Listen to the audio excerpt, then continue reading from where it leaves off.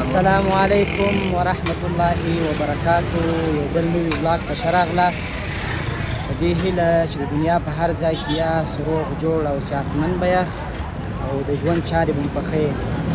بس له یو څو ورځو بیا ستاسو خدمت ته حاضر شوی یم. د کندهار په ښار کې یم، نو فعلا د هرات دروازې په خوله کې یم. خاطر راغونډلی یم چې یخ موسم یخ شوی دی، نو ما په بازار کې به ځان لپاره یو جاکټ یو شی رانیسم. نو راځئ په بازار کې ګرځو، موږ هم د ژمي لپاره سودا کوو، نو تاسو به هم یو ګړی را سره وګرځو. فعلا هم بس هرات دروازه کې یم، فعلا دا دی د هرات دروازې په خوله کې یم. دا هم د شهیدانو چوک د نن ورځې وضعیت دی. نو دغسې کیسه ځو له خیره سره د هرات بازار خوا. دا د هرات دروازې،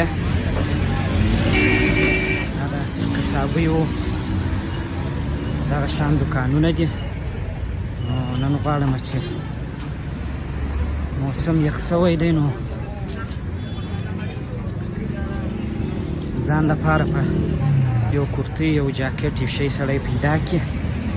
نو تاسو به هم را سره وګرځوم، دغه ځینې مارکیټونه به در باندې ووینم او دا د کندهار ښار د نن ورځې وضعیت به در باندې ووینم چې څه کیسې دي په کندهار ښار کې.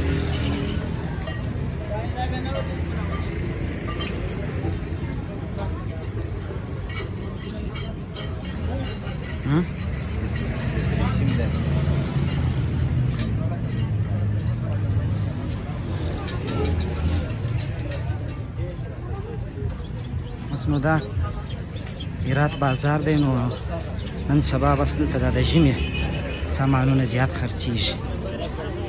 انګیا سوه، زردریشي سوه، جاکټونه و، دا شان سو. دا بیا دغه مارکیټ دی، دلته به اول ورسو چې دلته څنګه حساب دی. یو جاکټ ماکټ شی پیدا کېږي که یا دا ټوله دا کوچنیانو جاکټونه و، دا شان دي. دلته یو دوکان دی، نو دې ته به ورسو لاندې. السلام علیکم، څنګه یاست؟ دلته دا کورتیانې و، دا جاکټونه و، دا شان پیدا کېږي. تاسو هم لاندې بوټونه به چیرې وکاږم؟ وبخښئ ډېر. دلته راغلي یو له خیره سره وبه ګورو کوم یو ښه کورتۍ و، یو شی خوښ شوله، نو دا ځای به هم په تاسې ووینو. بس دلته ډېر مختلف سوټونه هم شته، یعنې جانکټان و، کوټونه و، ډېر مختلف شان دي. بس لاندې هم پراته دي. دا دي بس دا جینز هم شته، دا په دې طرف کې هم ځینې شیان پراته دي.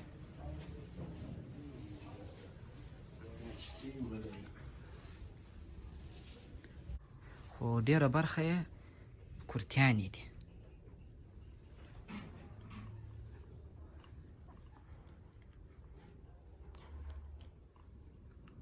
کورتیانې او جانکټان دي، ځکه په کندهار کې داسې ډېر غټ یعنې ډېر ډبل کوټونه نه پیدا کېږي، ځکه دلته یخ دونه نه وي زیات. خلک بس کالو سره د دې کورتۍ څخه کار اخلي. باران خو زما نه دی خوښ. خیر په دې کې دوه رنګه شته، د په خلاصو دغه شی دي.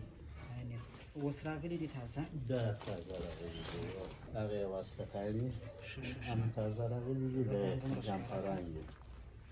دې نه په دوه رنګه دغه شی د وینې بس د کندهار ښار نو دونه یخ نه لري، لږ اندازه یخ لري. نازک شیان دي، او ډېر غټ کوټ ورته وایاست، هغه هم نه دفع کېږي. هغه زه یوازې واغلم څنګه دی. یو هغه شی لري او بل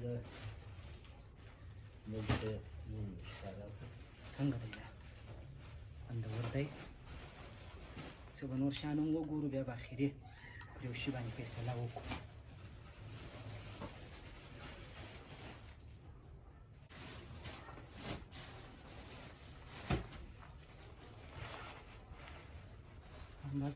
درې رنګه شته، درې رنګه پکښې کې دي.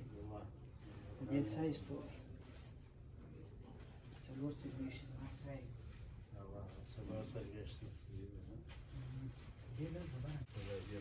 دا رنګونه پکې کې دي نو دا د کابل جوړې دي یعنې دا کابل جوړې دي بیا په جوړ کې فرق شته په تکرار په جوړښت په دې شی تا ولغه یوه بله کمره کم هغه خړ لکه څرګه دا څنګه معلومیږي هنر نظر ته یې راکړې چې جاکټ صحیح دی که کورتۍ پسې راوتلي یو مقصد نن یې رانیسو پرون مو یخ سوی دی ډېر له خیره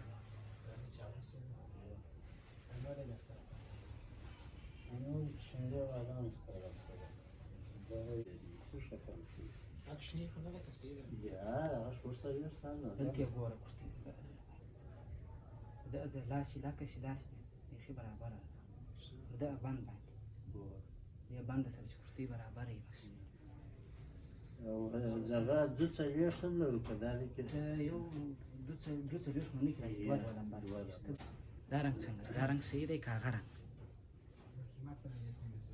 دا زما په نظر زما خو په رنګو کې دغه رنګ خوښه شو ځکه شنه هم ولاکه به دی خو دا داسې نغلږ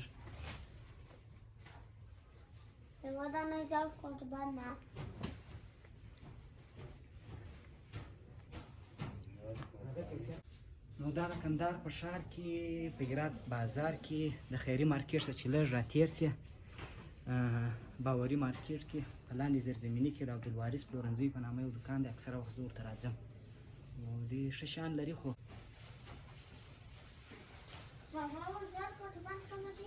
زیارکوټ بند نشته هلته وګوره نو رنګونه څه رقم پکښې کړي په دې کې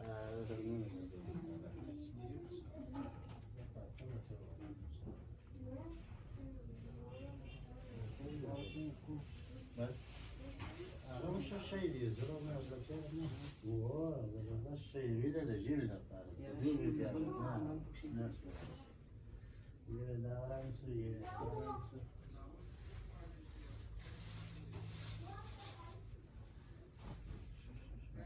یوه بیا دا آرام شو صحیحونه شته غټ شي شته او بس فاینلی دغه رنګ مې انتخاب کړی نو تاسو بس نظر راکړئ چې څنګه رنګ مې انتخاب کړی دی دغه دی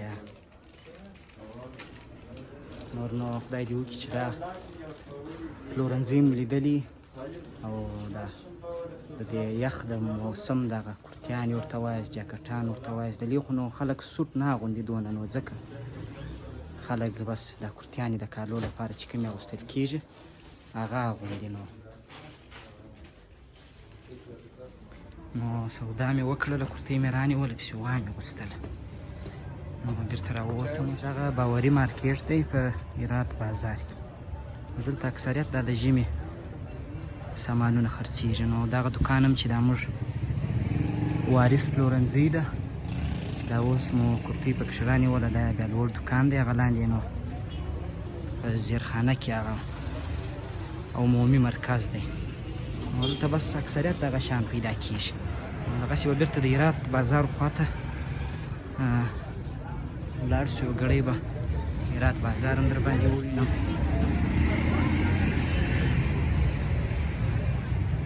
بس دلته اکثریت دغه شیان دي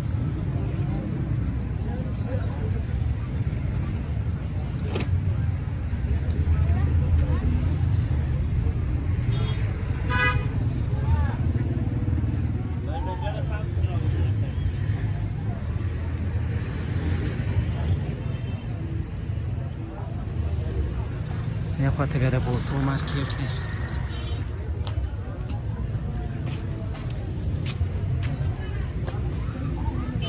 دا و د نن ورځې د کندهار ښار د هرات بازار وضعیت چې در باندې ومولیدی خدای دې وکړي چې خوښ شوی مو نو تر یو بل ولاګه پورې ما ته راکړي اجازه هر چیرې چې یاست ښه وخت ولرئ د الله په امان